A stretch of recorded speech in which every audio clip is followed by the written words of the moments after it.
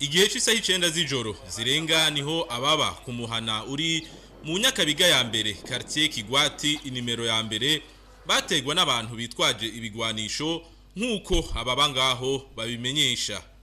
Muri iri joro rikeye niho haje abantu umugwi w'abantu barenga 15 baje n'imodoka.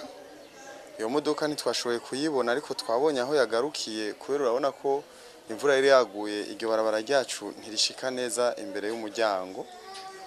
Hama baraje harimo abafise inkoho zitari nke naho tutashoboye kuziharura kuko hari mu ijoro. Umwe ahagarara ku idirisha ry'iwanje, ubundi ahagarara ku idirisha ry'umubanyi, abandi baza ngaha mu ibaraza, abandi baja ku idirisha rindi ku muryango wundi mubanyi, abandi baguma kuri portail, abandi nabo bahagarara hejuru y'uruhome hariya. Baraza barashira icuma mu muryango, baragerageza kubomora, bari areza atangorane ataco binona. Uretse ko abo bateye ngaho basize bononye umuryango, nta kintu kindi bononye canke ngo bibe. Nayo mwene gutegwa amenyesha yuko abo bari nyuma y'ubwo bubisha boba bamuhora imvo za politike.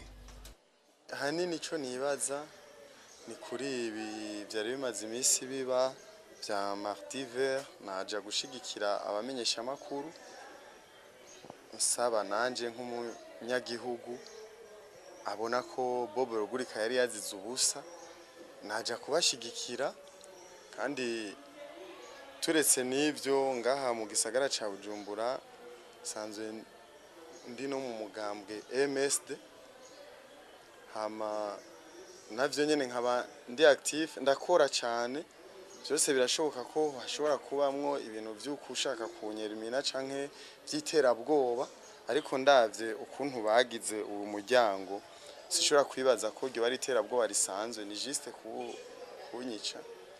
Uwo muhana watewe usaba yuko abajejwe umutekano ngo bari bakwiye kongereza inguvu mu kazi kabo ka misi yose kugira ngo mwe n'ubwo bubisha ntibusubire kuba, na cane mu gukomeza amazamu iyo ijoro ryitereye.